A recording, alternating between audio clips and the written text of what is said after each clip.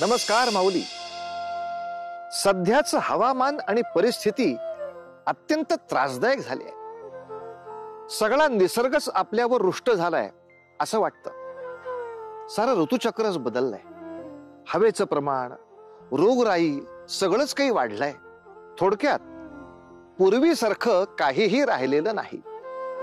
तसं म्हणशील माऊली तर जगामध्ये बदल ही सातत्याने घडत जाणारी गोष्ट आहे. जी परिस्थिती आज आहे ती उद्या नाही. दिवसानंतर रात्र आहे, उन्हानंतर पाऊस आहे. सारं काही सातत्याने बदलत असतं. तशीच परिस्थिती देखील.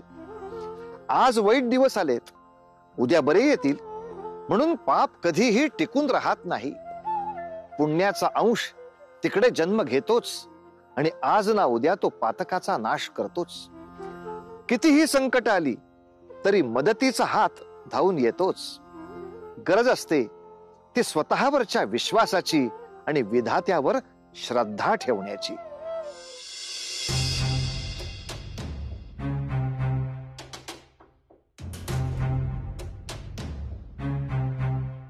आखरीतच म्हणायचं की आहे. आणि पोरग कुठे दिसत नाही ते. माई तू कधी आलीस? काय रे तू सारवलंस काय?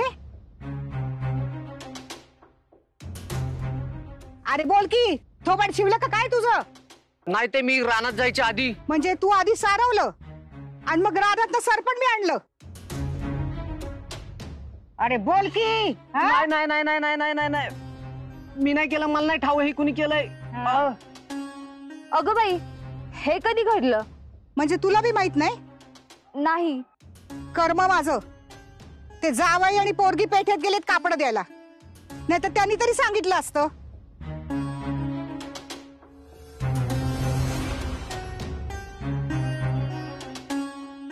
हे धर, तू आज जा, मी येते.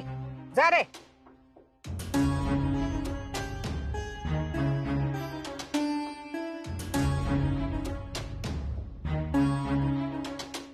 ए पोरानो, या बाहेर.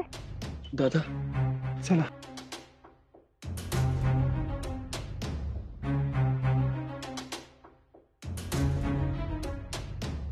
हे अंगण तुम्ही सारवलं? होय. कशा पाय? मावशी, आमचे अत्यंत महत्वाचे काम आहे तुमच्याकडे आणि आम्हाला वाटलं ह्या कामात तुमचा वेळ जाऊ नये म्हणून आम्ही.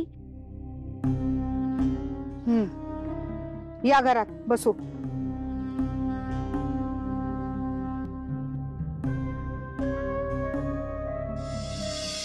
अगं बाई, इतक्या लांबून आला आहात?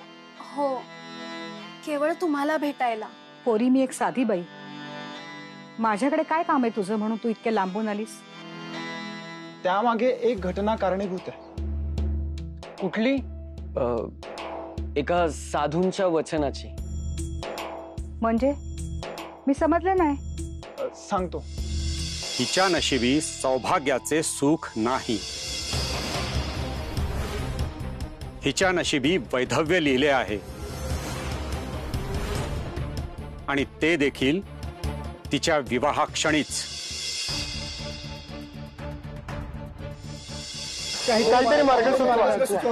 सांगतो. इथून काही अरण्ये, काही नद्या ओलांडून गेल्यानंतर एक नगर लागते. त्याच नगरात वस्त्रे धुणारी, त्यांची निगा राखणारी अशी एक स्त्री राहते आणि तिचे नाव आहे सोमा. तुम्ही केवळ तिला इथे घेऊन या आणि तिच्या हातून तुमच्या पुत्रीचा विवाह करा आणि त्या पश्चात काहीच अडचण येणार नाही. आणि म्हणून आम्ही तुमचे सहाय्य मागायला आलो आहोत. आता केवळ तुम्हीच आमचा आधार आहात. पण मी काय करणार यात? म्हणजे मीच का? आता ते आम्हाला माहित नाही. साधू महाराजांनी आम्हाला जे सांगितलं तसं आम्ही केलं. माझ्याबद्दल काय सांगितलं असेल त्यांनी? तुम्हास काय वाटतं? कोण कुठलीही माणसं सोमाला घेऊन जायच्या गोष्टी करतात. मला ना यांचं प्रयोजनच लक्षात येत नाही. आणि आपण तरी सोडायचं का? हळू बोला,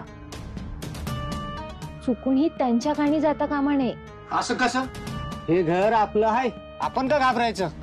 ती माझी आई आहे, तिनं काय करावं आणि काय नाही करावं तो निर्णय आपला आहे. होय तर असं कुणी बी तिरायत व्यक्ती आपल्या घरातील कार्यात लुडबुड करणार, असं कसं चालेल? ते झालंच. आणि आपण समजा तिला जाऊ दिलं, ती किती अंतर पार करून जाणार. देव ना करो काही बरं वाईट झालं तर. मावशी, काही काळजी करू नका, काहीही बरे वाईट होणार नाही. आम्हास खात्री आहे, आम्ही अगदी घरातील सदस्याप्रमाणे तुमची काळजी घेऊ. नवे मी तर म्हणतो तुम्ही आमच्या घरातील सदस्य झाले आहात. तुमच्या समस्या, अडचणी, प्रश्न हे सर्व काही आता आमचे झाले आहे. नाही, त्याबद्दल नाही चिंता करत मी.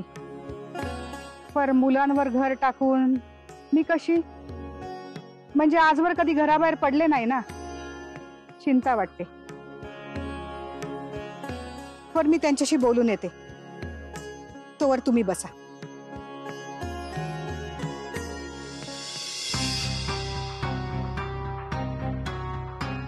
माई, मला असं वाटतं तू त्यांच्या प्रस्तावास नकार कळवावा. अगं तू नसशील तर ह्या घराचं काय होईल ग? दादा, घराचं जाऊ दे. अगं पण तिथं तुझी निगा कोण राखेल? आणि तुला तिथे काय झाले तर? परंतु ते म्हणालेत ना, अगदी घरच्यासारखी काळजी घेईन म्हणून. अगं ती म्हणत्यालच, कारण त्यांचा तो हेतू आहे. पण सत्य काय आहे ते पुढे नको यायला. का हो आबा? हो, असा कुणाच्याही पुण्याचा लाभ श्रेष्ठ व्यक्तीला कसा होईल? मुळात पूजा केल्याने पुण्य मिळते आणि ते कुणाच्या उपयोगी पडते हेच मला मुळात पटत नाही.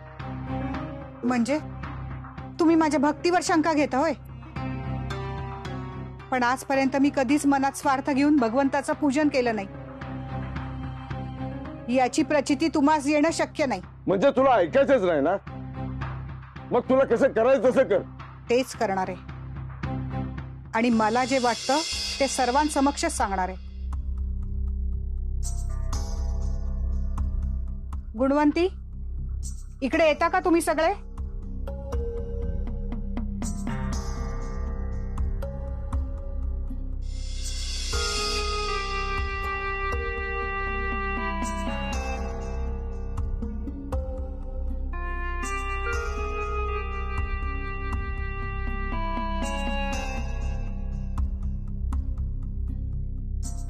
मावशी, झाला का तुझा निर्णय? म्हणे मावशी, तुमचा स्वार्थ आहे म्हणून आता लगेच नाती जोडू नका. नाही, तुमचा चुकीचा समज होतो आहे. आम्हास खरेच साधू महाराजांनी सांगितले आहे की आमच्या बहिणीच्या विवाहास मावशी उपस्थित असल्या तर तिचे सौभाग्य टिकेल. त्यांनी सांगितलं असेल यास पुरावा काय? आणि सांगितलं जरी असेल तरी तुम्हाला असं वाटलेच कसे की आम्ही ते मान्य करू? पुरे काय निर्णय घ्यायचा तो मी घेईन, त्यात इतरांनी मत देऊ नये. हे घर माझं सर्वस्व आहे आणि त्याचा त्याग करून काही काळासाठी जाणं हे माझ्या कल्पनेपलीकडचं आहे. पण तरी देखील मी तुमच्या सोबत येणार आहे.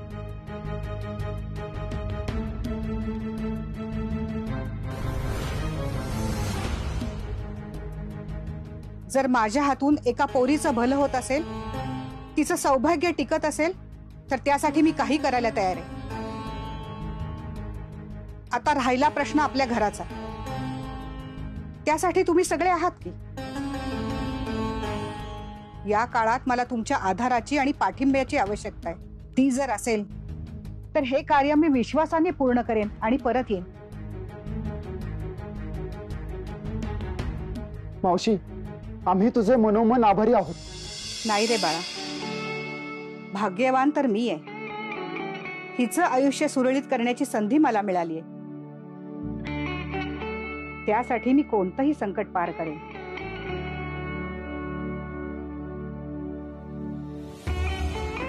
काय हो बरोबर आहे ना?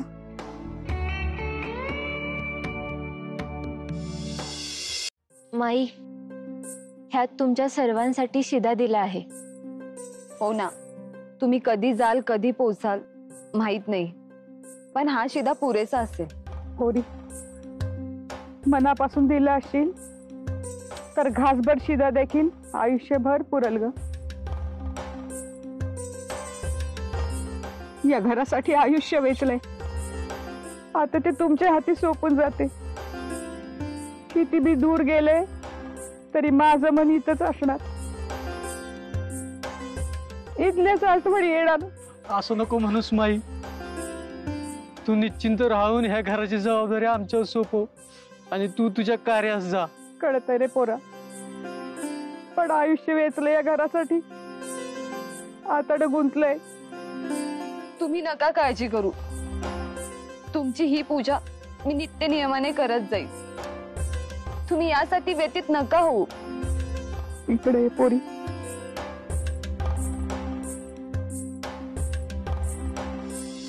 एक वचन दे मला, मी परत येईपर्यंत घरात काही अशुभ झालं तरी कोणी शिवणार नाही. मला किती बी विलंब झाला तरी तू कशाला बी हात लावणार नाही. सारं आहे तसं असून वचन दे मला. होय माई, मी वचन देते. तुम्ही येईपर्यंत मी कशालाही हात नाही लावणार. तुम्ही आल्यानंतर सगळं काही पूर्ववत असल्याचे निश्चित जाणवेल.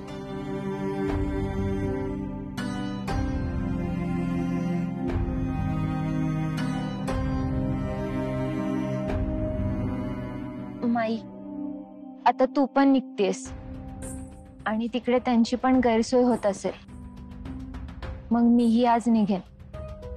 सांभाळून जा पोरी. येते मी.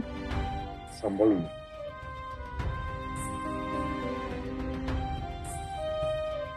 मावशी,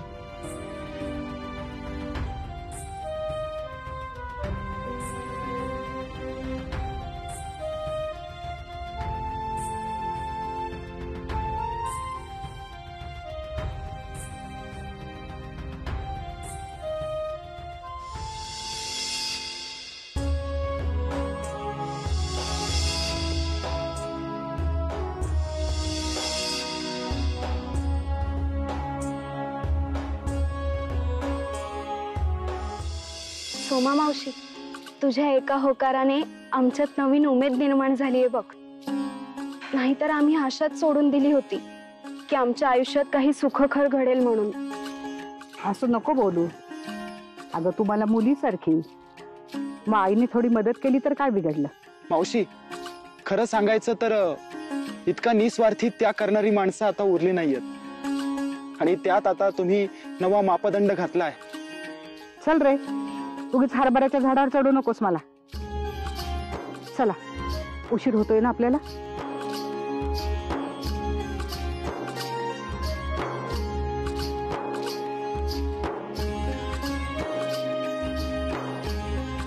मावशी, कसला विचार करताय? मी असा विचार करत होते की जिथे आपल्याला जायचंय ते अंतर फार लांब आहे. तुमच्या घरातून नगरातून इथं यायला बराच कालावधी अपेक्षित आहे, परंतु इतक्या कमी वेळात तुम्ही हे अंतर कसं पार केलं? आम्ही देखील त्याच हिशोबाने इथवर आलो होतो की आम्हाला 7 नद्या, 7 पर्वत, महाकाय अरण्य ओलांडावी लागतील आणि त्यात किती वर्ष लागतील याबद्दल काही माहिती नव्हती.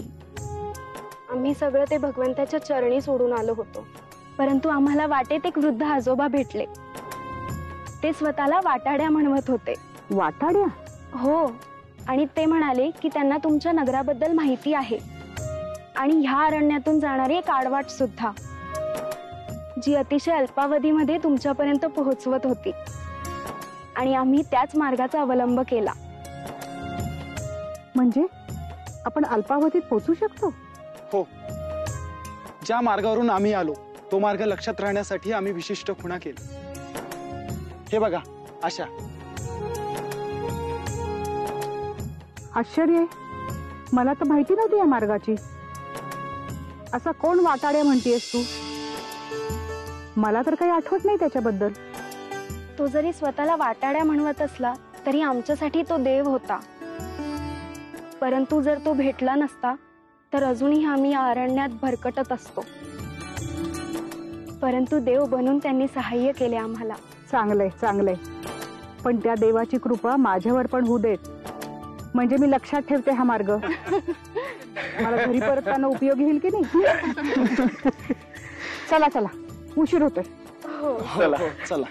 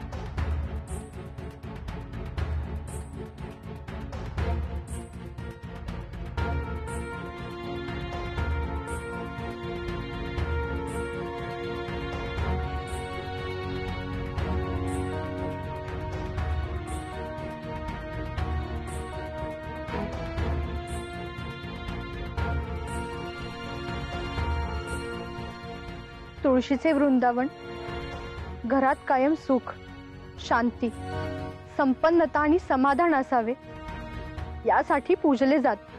आमची तुझ्याकडे इतकीच विनवणी आहे की आम्ही आजन्म तुझी उपासना करण्यास तत्पर आहोत.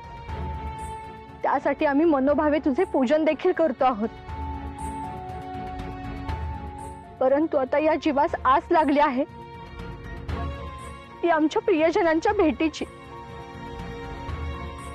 देवा, आता त्या तिघांना परत इथे येण्याचा मार्ग आखून द्यावा, हीच तुझ्या चरणी प्रार्थना.